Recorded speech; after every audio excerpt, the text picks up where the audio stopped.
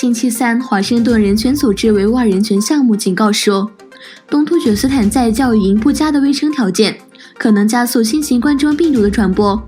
使疫情雪上加霜。维吾尔人权项目是一个总部设于美国华盛顿的非营利机构。该机构在2月26日举行的新闻发布会上，谴责在北京的镇压之下，面对新型冠状病毒疫情，新疆这个穆斯林为主题的中国自治区出现严重的食物短缺。为了支撑对于中国政府在新型疫情中对新疆部分地区措施的指控，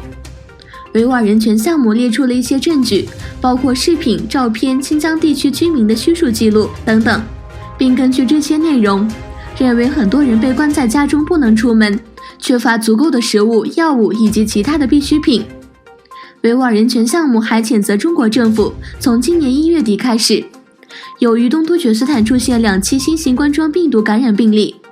因而在没有提前知会部分地区居民的情况下，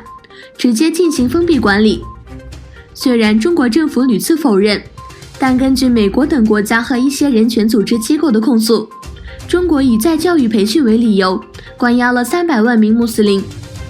对此，维吾尔人权项目表示担忧，因为新型冠状病毒有可能在这些教育营当中蔓延。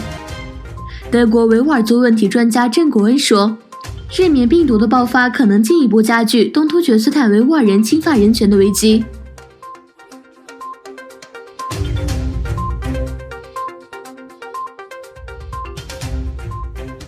中国政府宣布，科尔加斯商业区将关闭至3月中旬。在得到政府的专门指令之前，位于东突厥斯坦和哈萨克斯坦之间的霍尔过斯国际合作中心将继续保持关闭。据地方政府通知，考虑到中国境内的新型冠状病毒感染的肺炎疫情情况，霍尔过斯国际合作中心将继续保持关闭，直至得到政府的专门指令。最初的计划是关闭至2月15日，随后决定延长至2月底，现在又延长至3月15日。观察家认为，中国当局试图掩盖真实情况，理由是新确诊病例有所减少，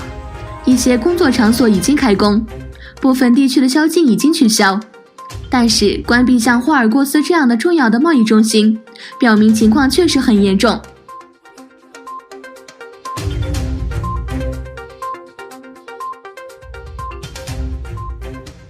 意大利新型冠状病毒肺炎疫情恶化，意大利民事保护部门周六宣布，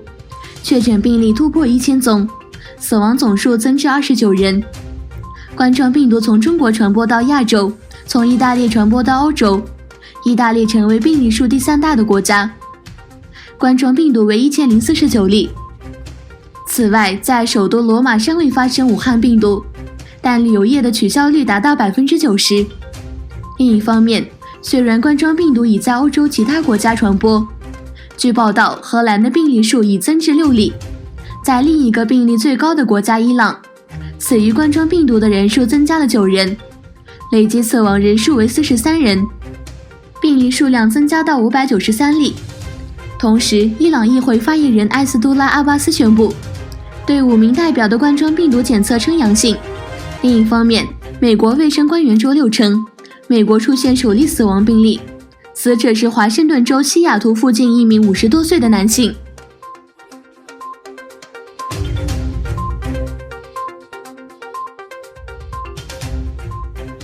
美国和塔利班本周六在卡塔尔签署了一份具有里程碑意义的协议，为阿富汗内部和平谈判铺平道路。协议内容包括美军逐步撤离阿富汗。在卡塔尔首都多哈，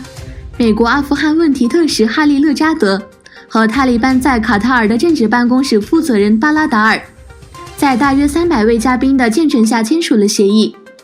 美国国务卿蓬佩奥、阿富汗总统阿斯拉夫·加尼和美国国防部长埃斯珀也参加了这次签字仪式。该协议的内容包括美军从阿富汗逐步撤军，作为对应条件，塔利班则保证将会对恐怖组织基地组织和伊斯兰国进行打击，并与喀布尔政府进行和平谈判。到场的北约秘书长斯托尔滕贝格表示，北约盟国欢迎这历史性协议。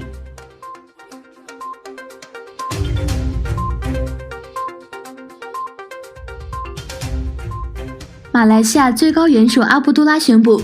土著团结党主席毛希丁亚辛将于3月1日宣誓就任，成为马来西亚第8任总理。马来西亚国家皇宫在一份声明中说，阿卜杜拉认为毛希丁有可能在国会下议员或半数以上议员支持，